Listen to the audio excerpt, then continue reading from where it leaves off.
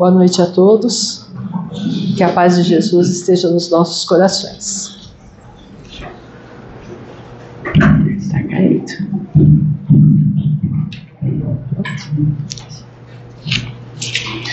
Bom, eu imagino que muitas das pessoas que estão aqui sabem dirigir, não é? E mesmo as que não sabem vão entender a dificuldade. Vamos lembrar de quando nós entramos na autoescola para aprender a dirigir. E aí a gente se viu obrigado a controlar várias coisas, né? Tem que acelerar, tem que brecar, tem que mudar a marcha, prestar atenção no espelho, nos carros que vêm ao lado, que vêm de trás, prestar atenção no que está acontecendo fora do carro, no pedestre, no farol. Então são tantas coisas que numa primeira vista aquilo parece uma tarefa difícil, né? Parece que a gente não vai dar conta daquilo. Mas a gente vai treinando, e chega num ponto em que a gente pega o carro e vai de um ponto ao outro, ou vai para o trabalho, e chega lá e nem se dá conta de quantas vezes acelerou, quantas vezes brecou, né? Porque ficou no automático, né? Aquilo está natural na nossa vida. Bom, o Evangelho da Noite, vocês devem estar se perguntando o que tem a ver o Evangelho com isso, né? Nós vamos estudar hoje o capítulo 13, que já foi começado na semana passada, que a mão esquerda não saiba o que faz a mão direita. Esse capítulo é um capítulo que fala sobre caridade. E estudando esse capítulo, nós aprendemos tantos modos de fazer a caridade, e Jesus nos propõe que nós nos dediquemos a ela de tal forma que ela se torne natural na nossa vida, que se torne um hábito nosso, de tal forma que a mão esquerda nem percebe o que faz a mão direita.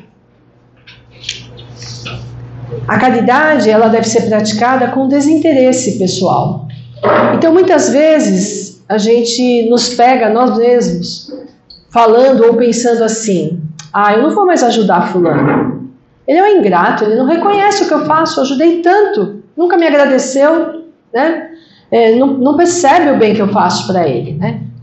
E será que quando a gente fala isso, nós estamos praticando a caridade no seu verdadeiro sentido?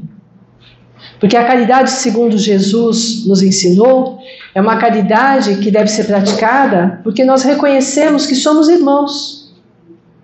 Então é uma caridade que a gente pratica sem interesse, né? Sem ostentação. Nós não praticamos a caridade, não devemos praticar para que os outros nos vejam, para que os outros nos felicitem, pensem assim: nossa, que pessoa bondosa, olha só, praticando a caridade, né? E também não devemos praticar a caridade esperando gratidão de ninguém. Nós devemos praticar com o único objetivo, sabendo que somos irmãos, é isso. E para entender melhor isso, a gente vai buscar o estudo do Livro dos Espíritos, que é um livro da doutrina codificado por Allan Kardec. E esse livro, dentre outras coisas, ele estuda as leis divinas ou naturais, isto é, as leis de Deus. E uma das leis é a lei de justiça, amor e caridade. E eu gostaria de falar para vocês, de ler para vocês duas perguntas desse capítulo. A primeira fala assim: qual é a base da justiça segundo a lei de Deus? E a resposta é: o critério da verdadeira justiça é querer para os outros o que nós queremos para nós mesmos. Simples, né? E Deus colocou isso no coração do homem. Por quê? Ele colocou o desejo do homem, cada um de nós tem o desejo de ver seus direitos respeitados. Ora, se eu quero ver o meu direito respeitado, meu irmão também quer, então todos querem ver os seus direitos respeitados, eu devo fazer para o outro, mesmo que eu gostaria que fizesse para mim. Então a caridade, ela tem o seu fundamento no amor ao próximo. Amor ao próximo é fazer todo o bem possível para o outro, assim como nós gostaríamos que fizesse para nós. E esse é o sentido das palavras de Jesus: amai-vos uns aos outros. Então esse é o primeiro ponto da caridade, ser justo, fazer para o outro o que você quer para você mesmo. E a segunda pergunta, que fala: qual é o verdadeiro sentido da palavra caridade, como a entendia Jesus? E a resposta é: benevolência para com todos, indulgência para com as imperfeições alheias e perdão das ofensas. Bom, o que é benevolência? Benevolência é ser bom, ter bondade no coração, é ajudar da maneira que for possível. Indulgência, o indulgente é aquele que é tolerante. Então, ter indulgência é ter tolerância para com o outro, é relevar, é perdoar as imperfeições do outro. E o perdão das ofensas, que é o mais difícil de tudo, né, que também é um aprendizado nosso. Então, a caridade compreende essas três coisas. E quando a gente fala em caridade, a primeira ideia que nos vem à cabeça é dar esmola, é a caridade material, não é isso? Os espíritas são conhecidos, o movimento espírita começou com essa força muito grande de fazer a caridade material em movimentos de ajuda ao próximo. Mas o estudo do Evangelho nos mostra que tem dois tipos de caridade. Tem a caridade material e a caridade moral. A caridade material, que consiste em ajudar, em dar ajuda material e dar esmola, é um tipo de caridade. Mas a caridade moral é uma caridade muito maior, que abrange todas as nossas relações com o nosso próximo, quer seja inferior, igual a nós ou superior, né? Quer nós julguemos, né? Porque somos mais ou menos todos do mesmo nível, mas às vezes a gente se julga melhor que o outro. E na verdade, todos nós temos necessidade de caridade. Quem não quer ser bem tratado? Né? Todos nós precisamos de uma palavra e gostamos de uma palavra de acolhimento, de uma palavra de carinho. Mas voltando ao assunto, né? Quando um rico nos procura, nós o atendemos com toda a consideração. Agora, quando é um pobre, que a gente julga ser menor, muitas vezes não é bem assim. A gente acha que já não precisa se incomodar tanto, né? Quando devia ser ao contrário. Porque quanto mais a pessoa está necessitada, mais nós deveríamos nos preocupar de ajudá-la sem humilhar, sem provocar constrangimento. Então o Evangelho diz que o verdadeiro homem de bem, ele procura elevar o próximo, aquele que está pedindo ajuda, de modo que não tenha distância entre eles, que eles se sintam no mesmo nível. Então a verdadeira caridade, ela é sempre boa, mas quando você faz caridade, você junta no seu ato, no serviço prestado, uma delicadeza, uma gentileza, você está fazendo um duplo benefício. Porque além de ajudar a pessoa, né, com o que ela está necessitando, você está ajudando a elevar a autoestima dela, você está devolvendo a autoestima, você está devolvendo o amor próprio dela. Você está devolvendo a dignidade. Então aí você toca no coração da pessoa. E isso é o bonito da verdadeira caridade, é a ligação que ela faz, né? A verdadeira caridade, a ligação que ela faz entre o benfeitor e o beneficiado.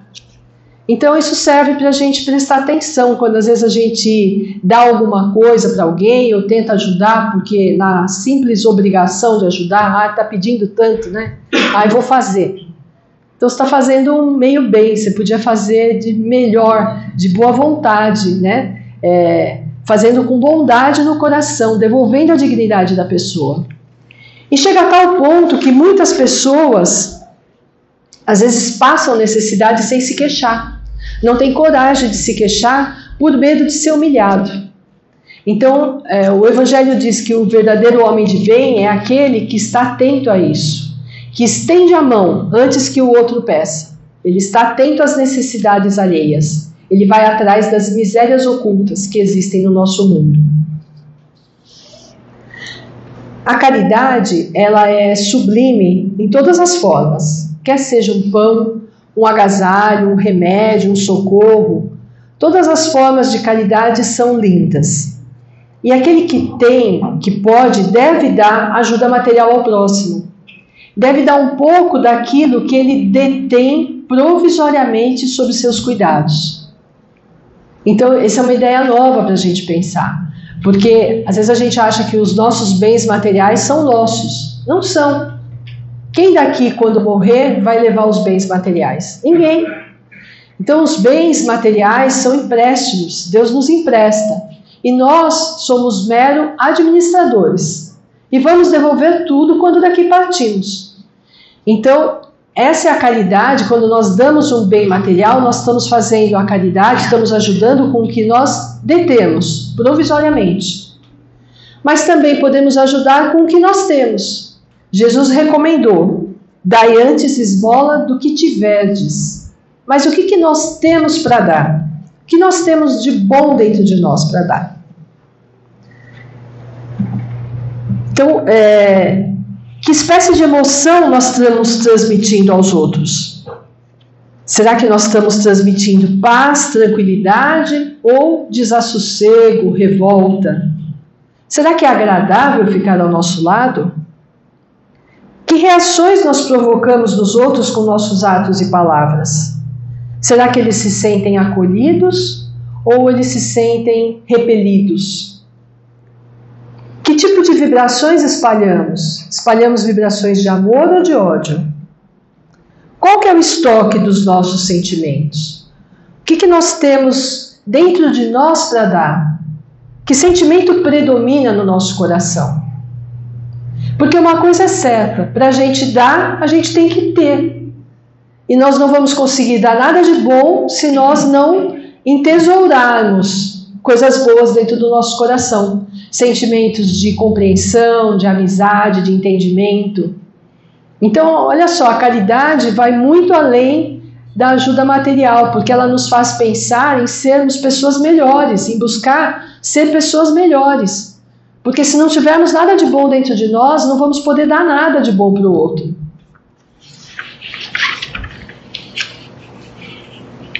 Quer dizer, a caridade moral, ela consiste em dar os bens que temos. E a caridade material, dar os bens que detemos.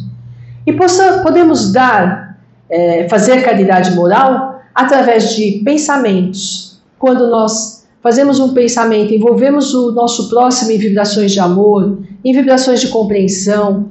Podemos fazer uma oração em pensamento. Isso é uma caridade, né? Podemos fazer isso também através de palavras, verbalizar o que estamos sentindo e através de atos. Conclusão, todos nós temos algo de bom para dar. E se não temos, vamos buscar trabalhar para ter tesouros no nosso coração para dar para os outros.